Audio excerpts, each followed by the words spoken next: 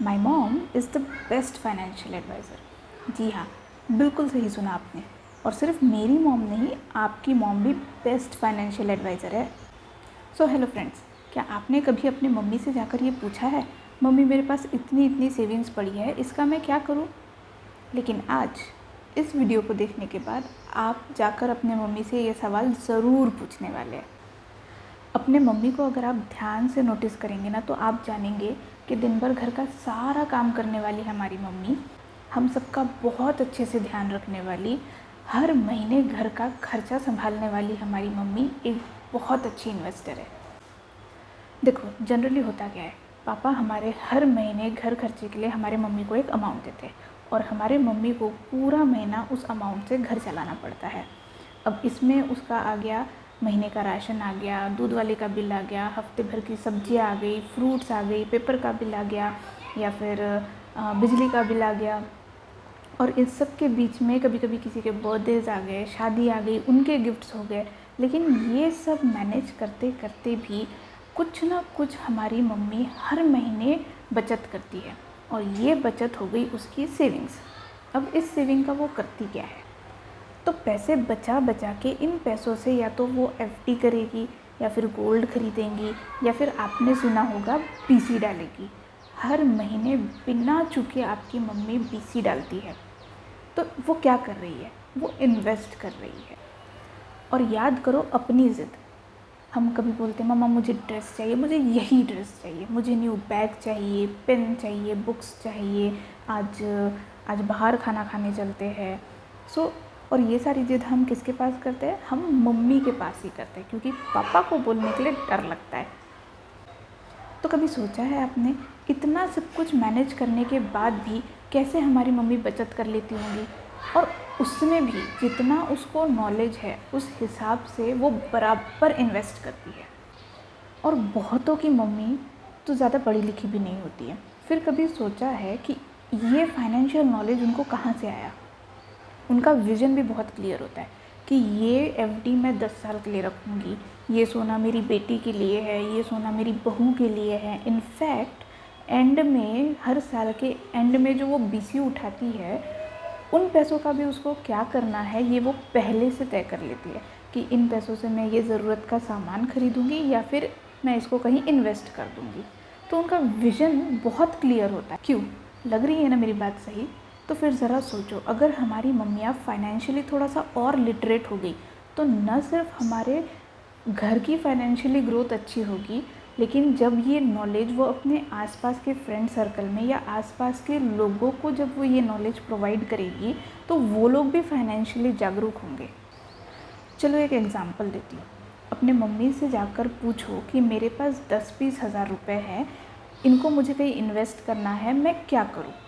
तुम्हारी मम्मी देखना डेफिनेटली तुमको अच्छे अच्छे ऑप्शंस देंगी, और उनमें एफडी, गोल्ड, बीसी ये तो होंगे ही होंगे। ट्राई कर लो। फिर महिलाएं फाइनेंशियल डिसीजंस क्यों नहीं लेती है? क्यों उन्हें लगता है कि ये उनकी बस की नहीं है? और ये सब सिर्फ हमारे मम्मियों तक के लिए नहीं है। आपकी वाइफ हो गई, आपकी गर्लफ्रेंड हो गई, आपकी बहन हो गई, आपकी दोस्त हो गई, सभी महिलाओं के लिए है। इनफैक्ट अगर आप स्क्रीन पर देखें तो इन रिपोर्ट्स के मुताबिक सिर्फ 47% वुमेन इंडिपेंडेंट फाइनेंशियल डिसीजंस लेती है। तो अब सवाल उठता है कि कैसे हम अपने घर की महिलाओं का इस फील्ड में नॉलेज बढ़ाएं, कैसे हम उन्हें फाइनेंशियली इंडिपेंडेंट करें।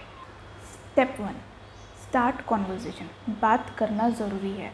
और थोड़ी देर पहले जो मैंने आपको एग्जाम्पल दिया था, आप अपने बात की शुरुआत उस एग्जाम्पल को लेके कर सकते हैं। और जब सामने से आपको ऑप्शंस मिलते हैं, तब बाकी के जो ऑप्शंस हैं जो उन्होंने नहीं बताए हैं, आप उन ऑप्शंस को उनके सामने रख सकते हैं। जैसे कि ट्रेडिंग हो गया, म्यूचुअल फंड हो गए, ईटीएफ्स हो गया, और गवर्नमेंट सिक्योरिटीज़ हो गए। इन सब के बारे में आप उनको बता सकते हैं। हम बात ही नहीं करेंगे तो उनको पता कैसे चलेगा कि उनके पास जो ऑप्शंस है उसके अलावा भी बहुत सारे और ऑप्शंस हैं।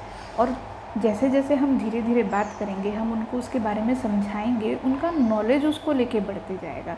और सबसे ज़रूरी और मेन बात तो ये है कि घर के जो भी फाइनेंशियल डिसीजंस हमारे पापा ले रहे हैं, तो या फिर कोई भी मेल फ्रेटर्निटी, आपके हस्बैंड ले रहे हैं, आपका बॉयफ्रेंड ले रहा हो, कोई भी ले रहा हो, घर के जो भी फाइनेंशियल डिसीजंस लिए जा रहे हैं उसमें अपने घर की महिलाओं को इन्वॉल्व करें। एंड यस, यही हमारा सेकंड स्टेप है, फाइनेंशियल डिसीजंस लेते समय अपने घर की महिलाओं को इन्वॉल्व करना। कहाँ इन्वेस्ट करना है, कितना इन्वेस्ट करना है, कितने समय के लिए इन्वेस्ट करना है, जो पैसा हम इन्वेस्ट कर रहे हैं उसके पीछे का हमारा नीड या पर्पस क्या है। इन्वेस्ट करने के लिए जो भी प्लान आप सोच रहे हैं उसके बारे में आप अपने घर की महिलाओं से डिस्कस करो, उनको इजी लैंग्वेज में सिंपल एग्जांपल्स के साथ उस प्लान को समझाओ और उनसे उनका ओपिनियन लो कि वो क्या सोचती है, उनको क्या लगता है। क्योंकि ऐसा करने से धीरे धीरे वो फाइनेंशियल डिसीजंस लेने में इन्वॉल्व होती जाएंगी, धीरे धीरे उनको बाकी के ऑप्शन समझ आएंगे और जो मिथ है उनके मन में कि ये उनके बस की नहीं है, ये कम होते जाएगा। प्लस उनका नॉलेज बढ़ेगा, उनका कॉन्फिडेंस बढ़ेगा, और जब उनका नॉलेज बढ़ेगा तो यही नॉलेज वो आगे फॉरवर्ड करेगी। तीसरा स्टेप है अर्ली एज से ही फाइनेंशियल एजुकेशन देना।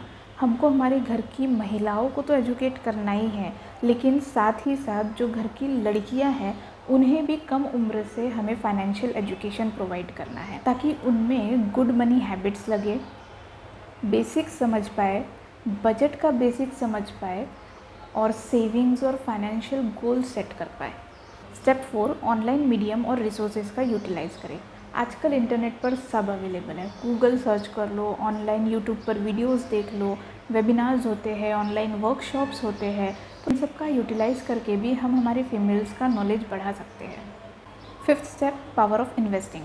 देखो, औरतें माहिर है सेविंग करने में, लेकिन अगर वो सही से इन्वेस्ट करने लग जाए तो क्या ही बात होगी, और हमें उनको यही तो देना है। हमें उन्हें इन्वेस्टमेंट का इम्पोर्टेंस समझाना पड़ेगा, स्टडी करवानी पड़ेगी अलग अलग इन्वेस्टमेंट ऑप्शंस की। इसके साथ ही रिस्क मैनेजमेंट का नॉलेज प्रोवाइड करना भी बहुत ज़रूरी है। सो नाउ फॉर एग्जांपल, आप उनको ये समझा सकते हैं कि जैसे वो हर महीने बीसी डालती है, मान लीजिए कि हर महीने 1000 रुपये की वो बीसी डाल रही है, तो साल के एंड में वो 12,000 रुपये बीसी उठाती है। अब इस पे उनको कुछ भी एक्स्ट्रा नहीं मिलता, लेकिन व्हाट इफ़ अगर 12,000 पे उनको 10% रिटर्न मिल जाए, तो ये चीज़ें हमको उनको समझानी पड़ेगी। और ये तो मैंने मिनिमम रिटर्न बताया है, इससे ज़्यादा भी मिल सकता है क्योंकि यहाँ कंपाउंडिंग चलता है। Next is involvement. हर साल बजट आता है, हर साल अपने घर की महिलाओं के साथ बजट के बारे में बात कीजिए। जितना ज़्यादा आप उनको इन्वॉल्व करेंगे उतना ज़्यादा और जल्दी वो सीखने लगेंगी। मान लो अगर आप ट्रेडिंग करते हैं तो हर दिन या एटलीस्ट 1-2 दिन में एक बार उनको 2 स्टॉक्स बताइए, उसके बारे में फंडामेंटली भी बताइए और टेक्निकली भी बताइए। हो सके तो स्क्रीन पर चार्ट दिखाइए और उनसे फिर पूछिए कि मैं इन दोनों में से कौन सा लूँ। इससे उनका इन्वॉल्वमेंट बढ़ेगा, इससे उनका नॉलेज बढ़ेगा। And you know what, the moment she will understand ना, उनसे बेस्ट फाइनेंशियल एडवाइज़र और कोई नहीं है। Next is introduce new things. Latest क्या चल रहा है, लेटेस्ट न्यूज़ क्या है, इसके बारे में हम उनसे बात करेंगे और उन्हें अपडेट करते रहेंगे। So it's not gonna be easy, but yes it is important. और सबसे बड़ी बात, महिलाओं ने खुद से आगे आना चाहिए और घर के या फिर अपने फाइनेंशियल डिसीजंस इंडिपेंडेंटली लेने चाहिए। वो जो 47% का आंकड़ा है उसमें या तो सिंगल पेरेंट है या फिर विडोज़ है या फिर वर्किंग वुमेन है जो अपने फाइनेंशियल डिसीजंस खुद से लेती है। सिंगल पेरेंट और विडो, उनके पास तो कोई ऑप्शन ही नहीं होता क्योंकि घर में कोई आदमी नहीं है, तो सारा सब कुछ उनको उनका खुद से ही करना होता है। काफ़ी वर्किंग वुमेन ऐसी है जो जॉब तो करती है लेकिन फाइनेंशियल डिसीजंस घर के मर्द ही लेते हैं, और बाकी रह गई हमारी हाउसवाइफ्स, उनको तो कोई लेना देना ही नहीं है। घर की होम मिनिस्टर, घर की फाइनेंस मिनिस्टर भी होनी चाहिए। और लड़कियों, जब आप बाकी सारी चीज़ें इंडिपेंडेंटली कर सकती है तो अपने फाइनेंशियल डिसीजंस भी इंडिपेंडेंटली लो। देखो, आई एग्री कि समटाइम्स घर के जो मर्द होते हैं उनको ऐसा लगता है कि औरतों को इस सब से क्या ही लेना देना है, उनको इस सब के बारे में कुछ नहीं समझता है, उनको क्या ही इन्वॉल्व करना है, ये फाइनेंशियल डिसीजंस हमारा पार्ट है, हम खुद का खुद ले लेंगे और कर लेंगे, औरतों को इसमें इन्वॉल्व करने की कोई ज़रूरत नहीं है। समटाइम्स घर की जो औरतें हैं, मतलब घर के मर्द अगर इन्वॉल्व भी करे तो घर की जो औरत है उनको ऐसा लगता है कि नहीं नहीं ये हमारे बस की नहीं है, इन सब में हमको मत घसीटो करके। बट आई वॉन्ट टू से दिस कि ये एक्स फैक्टर है औरतों में कि समहाउ ये उनमें इनबिल्ड ही है कि वो एक बहुत अच्छी सेविंग करती है और वो एक बहुत अच्छी इन्वेस्टर भी है। बस हमको थोड़ा सा और उन्हें पुश करना है और उनका थोड़ा सा और नॉलेज बढ़ाना है। तो ये वन वे नहीं है कि सिर्फ मर्दों ने ही इनिशिएटिव लेना चाहिए, ये महिलाओं ने भी इनिशिएटिव लेना चाहिए कि नहीं, हमारा फाइनेंशियल डिसीजंस लेने में हम भी इंडिपेंडेंट रहे और हमको खुद से आगे भी बढ़ना चाहिए। दोनों मिलकर जब आप अपने घर के फाइनेंशियल डिसीजंस लोगे, you will get the best of the best result.